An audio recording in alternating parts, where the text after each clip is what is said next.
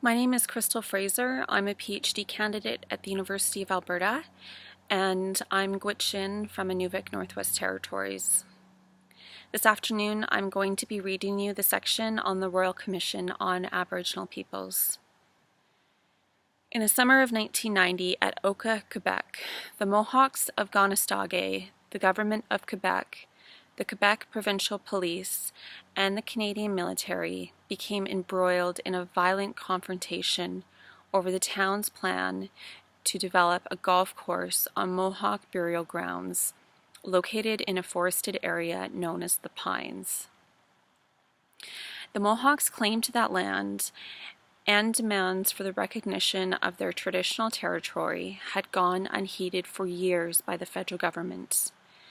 The resulting confrontation, according to historian J.R. Miller, was, quote, proof of Canada's failed Indian land claims policy, end quote.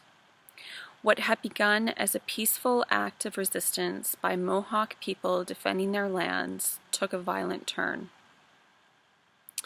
The Oka crisis, as it became widely known in the media, led to a 78-day standoff and involved armed resistance led by militarily trained Mohawk warriors. It was an event that shook Canada's complacency about Aboriginal demands to the core.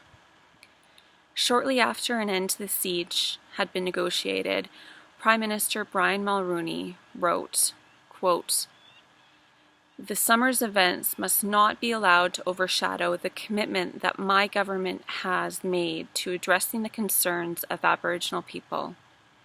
These grievances raise issues that deeply affect all Canadians and therefore must be resolved by all Canadians working together. The government's agenda responds to the demands of Aboriginal peoples and has 4 parts: resolving land claims, improving the economic and social conditions on reserves, defining a new relationship between Aboriginal peoples and governments, and addressing the concerns of Canada's Aboriginal peoples in contemporary Canadian life. Consultation with Aboriginal peoples and respect for the fiduciary responsibilities of the Crown are integral parts of the process. The federal government is determined to create a new relationship among Aboriginal and non-Aboriginal Canadians based on dignity, trust, and respect, end quote.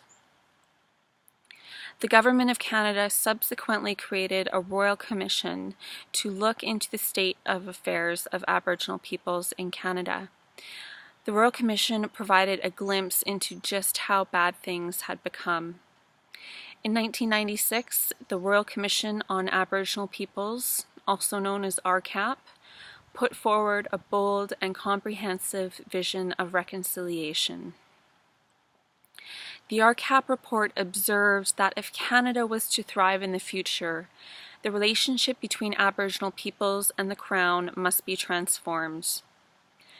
The report concluded that the policy of assimilation was a complete failure and that Canada must look to the historical treaty relationship to establish a new relationship between Aboriginal and non-Aboriginal peoples based on the principles of mutual recognition, mutual respect, sharing, and mutual responsibility.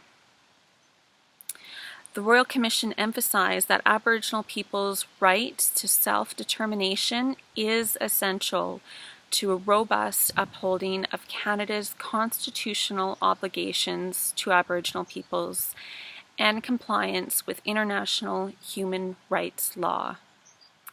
In other words, the RCAP report saw reconciliation as placing a heavy onus on the Government of Canada to change its conduct and to see the validity of the Aboriginal perspective of how the relationship should be in the future. In the years following the release of the RCAP report, developing a national vision of reconciliation has proved to be challenging. In principle, Aboriginal peoples, governments, and the courts agree that reconciliation is needed. In practice, it has been difficult to create the conditions for reconciliation to flourish. The Indian Residential School Settlement Agreement, including the creation of the Truth and Reconciliation Commission of Canada, was an attempt to resolve the thousands of lawsuits brought against the government for cases of historical abuse. Its implementation has also been challenging. Canada and the churches have made apologies to survivors, their families, and communities. Yet, Canadian government actions continue to be unilateral and divisive, and Aboriginal peoples continue to resist such actions. Negotiations on treaties and land claims agreements continue with a view to reconciling Aboriginal title and rights with Crown sovereignty. However, many cases remain unresolved. The courts have produced a body of law on reconciliation in relation to Aboriginal rights, which has established some parameters for discussion and negotiations, but there remains no ongoing national process or entity to guide that discussion. What is clear to this commission is that Aboriginal peoples and the Crown have very different and conflicting views on what reconciliation is and how it is best achieved.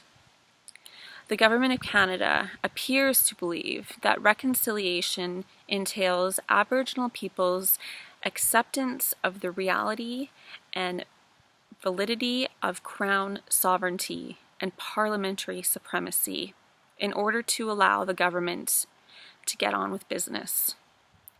Aboriginal people, on the other hand, see reconciliation as an opportunity to affirm their own sovereignty and to return to the partnership ambitions they held after Confederation.